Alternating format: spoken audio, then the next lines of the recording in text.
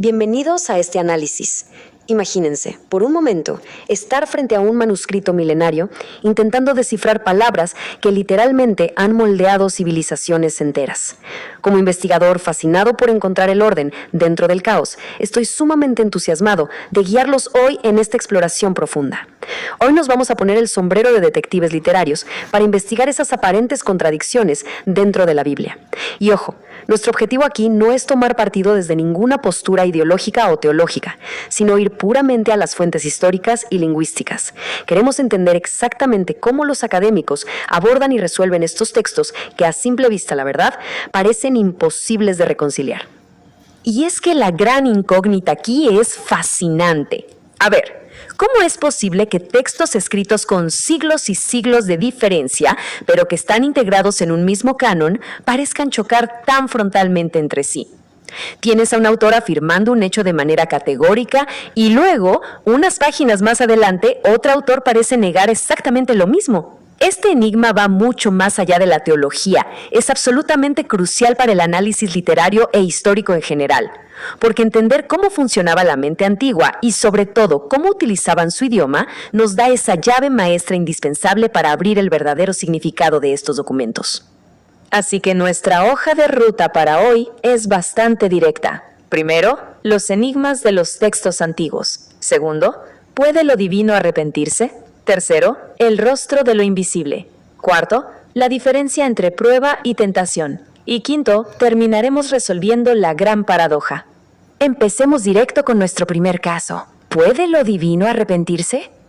Bueno, por un lado tenemos pasajes en Génesis y Éxodo que dicen de manera explícita que la entidad divina se arrepintió de sus acciones. Pero luego vamos a libros como Números o Primera de Samuel y ahí se establece una regla que parece absoluta. Lo divino no es humano para arrepentirse. Es un choque de frente. Entonces, ¿qué hacemos con esto? ¿Se arrepiente o no se arrepiente? Porque a simple vista parece un error garrafal de edición. Pero para curar este dolor de cabeza textual, necesitamos mirar el idioma original. Aquí es donde sacamos la lupa académica. En los textos originales, la palabra hebrea que está causando todo este revuelo es vayinehem. Y dependiendo de cómo la traduzcas, puede significar arrepentirse, cambiar de parecer o retractarse. Pero la verdad es que el problema persiste sin importar qué traducción elijas, porque los versos afirman que por un lado se hace vayinehem y por el otro no se hace. Sin embargo, la clave está en una comparación muy sutil que hace el texto mismo. El punto crucial es el contexto. Los textos que aseguran que no se arrepiente le añaden una frase vital al final, como lo hace el hombre. El análisis erudito nos dice que el arrepentimiento humano nace de cometer errores, de la falta de previsión o de fuerzas externas que nos acorralan. En cambio, el texto antiguo resuelve la tensión argumentando una soberanía absoluta. Es decir, las decisiones divinas no están sujetas a la sorpresa. Si vemos un cambio de acción en la historia, se describe como un acto de soberanía, no como una reacción de debilidad humana. Pasemos al caso número 2, el rostro de lo invisible.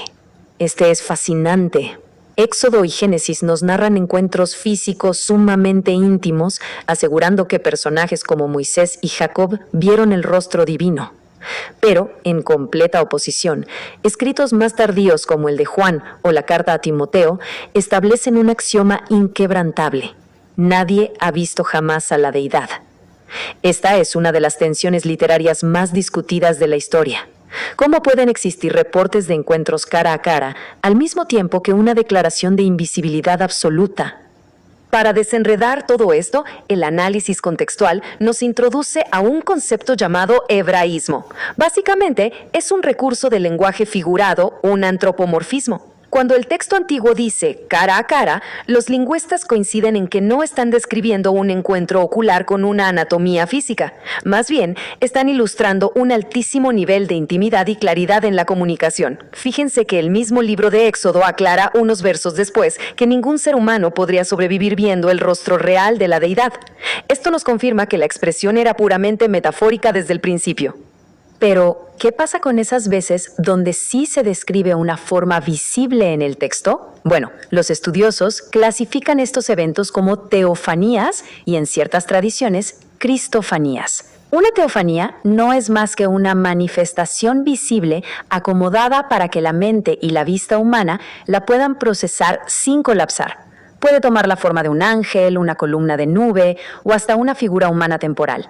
No es la esencia absoluta y pura, sino una representación adaptada a nuestra capacidad.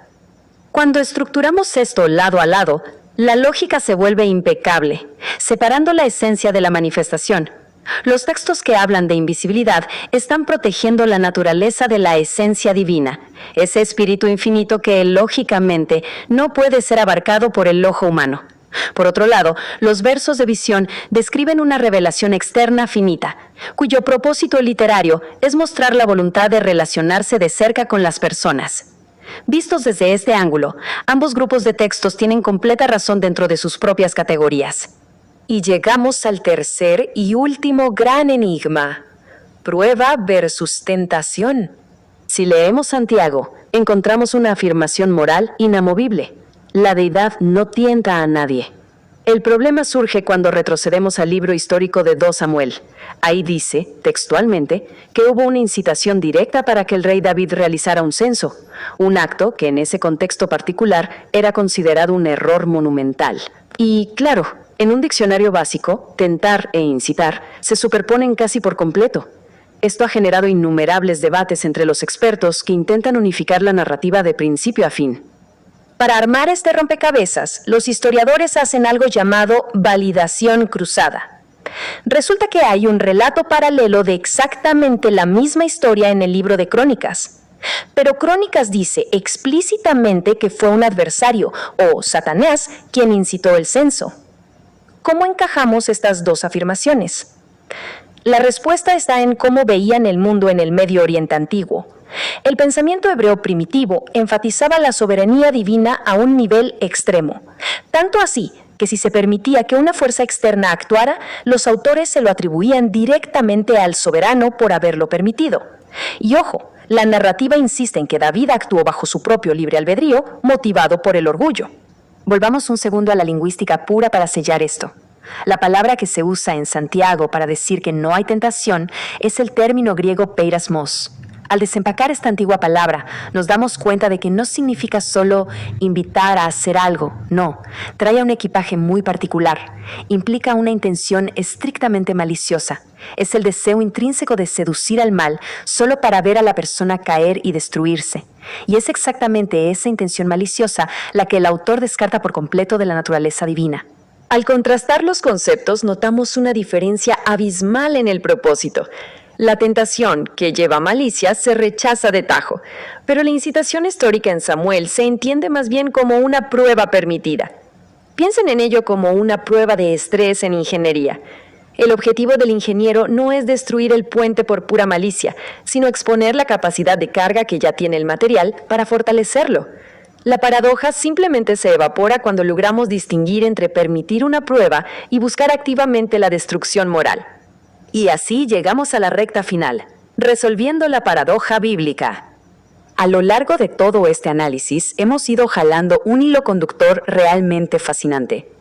Ya sea hablando de rostros invisibles, de si hay arrepentimiento o no, o del complicado lenguaje de las pruebas, todo converge en un brillante concepto académico: la acomodación divina.